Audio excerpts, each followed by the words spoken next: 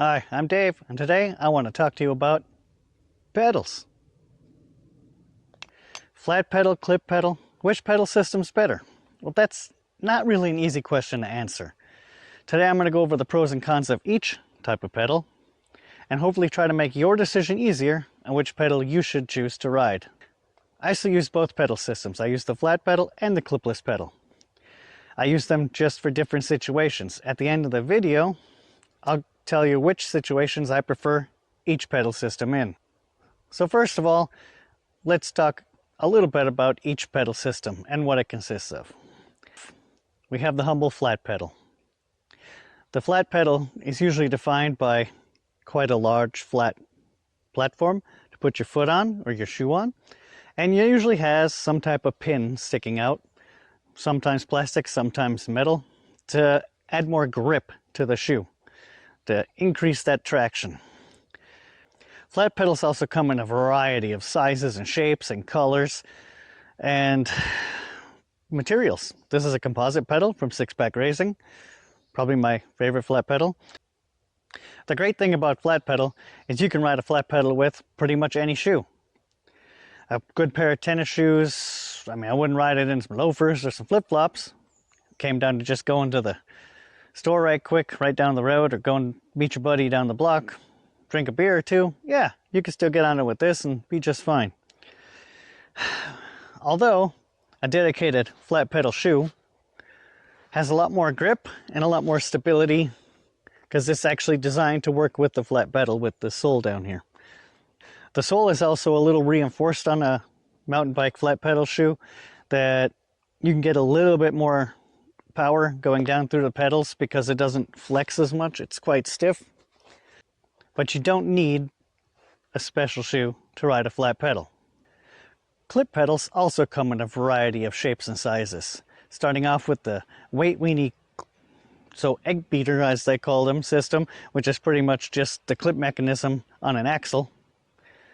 Then you have this, which is a trail pedal, and they go all the way up to big flat pedal-esque style clip pedals for the downhill folks. The one big difference between the flat pedal and the clipless pedal is you need a dedicated shoe. The shoe interfaces with the clip pedal and clicks in. The clipless shoe has a threaded plate in the bottom to put your clip mechanism, and you screw it right to the bottom of the shoe. You have a direct contact with the pedal at all time. A clipless shoe is also even stiffer than your average flat pedal shoe. Your clipless shoes also come in many different varieties. This is actually a pretty heavy duty downhill style shoe. It has a wider, more solid, grippier platform that interfaces better with your pedal and still has a little support. So now let's talk about the basic pros and cons of each pedal system. Let's start off, we're going to do this by category. Let's go with price. Starting off at price. The flat pedal, it wins this hands down, because if you get a good composite flat pedal like this one for 50 bucks, and you don't need a special shoe. Get yourself a set of pedals, slap them on your bike, start riding. The clipless pedal, on the other hand, they're relatively more expensive. The pedal itself is much more expensive, and then you also need that specialized shoe. So we're going to give this first point to the flat pedal. So, category number 2, style. Well, the flat pedal, it comes in many more shapes, colors, sizes, and you can better color match it to your bike. The clipless pedal, most of them are black, some of them are silver. You can get some gold colored ones, but they don't come in nearly as many colors. So it's harder to get that style point if you want to match to your bike. Shoes, yeah, also in the flat pedal shoes, there's more styles available. So we're going to give the style point, yeah, also to the flat pedal, if you like those colors. The third category, control. This one can cause some discussion. It's a little stickier to get through. A lot of people will claim that the clipless pedal is better for control of your bike. I'm going to have to differ on that one. I'm going to go with the clipless pedal. Because you're connected to the bike, it allows you to do things you just can't do on that flat pedal. Like, so you're stuck in an oh shit situation. It's kind of sticky. I need to suddenly unweight my bike or just give it a quick little pull up over a rock or a root or something like that. This pedal you can just pull up with your feet, taken care of. This one, you actually have to either preload the bike or try to scoop it. Control goes to the clipless pedal. I'm sorry, it goes to the clipless pedal. So, number 4, the learning curve. Oh, this one will get you. The flat pedal, you ain't really gonna learn much. Put it on your bike, put your feet on it, ride. This guy, on the other hand, yeah, it's gonna take a little while to learn how to ride it. Sometimes, at least once, you are gonna forget that you are clipped in, you're gonna come to a stop, and just fall over. Go ahead, ask me how I know. At this point, I'm gonna give it to the flat pedal. So, next point, efficiency. Yeah, with a good pair of shoes, yeah, you can get a lot of power down on these flat pedals. But this pedal, it allows you to also pull.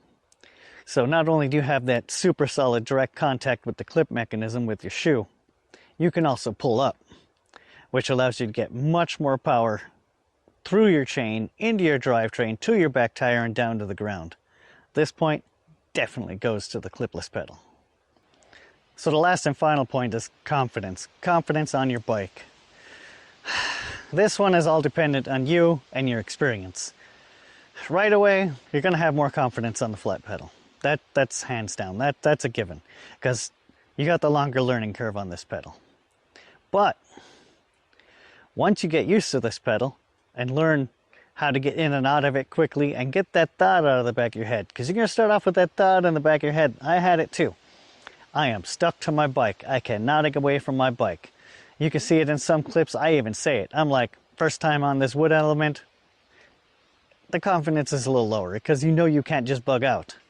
But once you get used to these things, they're great. I'm going to say I'm much faster now in most situations with the clipless pedal than I was with the flat. The major, huge difference is on a hardtail. On a hardtail, I can ramble through some rocky, rooty areas, and there's no thought, oh, keep my feet on the pedals. No, they're stuck. They're there. You don't have to think about that. You can concentrate on that line you want to ride and keeping that bike underneath you. Much, much better. I'm going to have to give this point to the clipless pedal, but with the caveat that you have to learn it first and really practice with it. So we're going to call this a tie, I guess, because that's, 3 points and 3 points. So we're going to give it a tie. So as you can see, the choice of pedal totally comes down to personal preference. So as I promised, I'm going to go over in which situations I prefer to use each pedal. The clipless pedal, it pretty much stays on all my bikes constantly. It's on there for all trail riding, commuting, pretty much all my normal riding. I keep the clipless pedal on. It's my go-to pedal. But when I want to learn a new skill or practice a new skill or just do some jibbing or goofing around, I go back to the flat pedal because it is just easier to get your bike away from you. Even for jumping, I still go back to the flat pedal. If I'm practicing jumps, it's on the flat pedal. Not for the reason that I can get the bike away from me if I crash. It's to not pick up or start using those bad habits of pulling up on the bike with the clipless pedals. You still want to keep those basics of mountain biking by running the flat pedal every now and then. It really helps you stick to your basics and keep away from those bad habits. Hopefully with this video, I at least entertained you. If I helped you out make your decision on which pedal you want to use, great, that's awesome. I'm glad I could help. I'm planning on putting out a video on learning these things for people over 40 because our learning curves, it's stretched out a little bit longer. I mean, it'd also be good for younger people. I mean, if you're younger and you just don't want to go to a clipless pedal because you're afraid of learning it, that video should be out in the next month. It might be for you too. So yeah, come on back, subscribe. Yeah, comment on the video below. And as always, keep shredding. Dave out.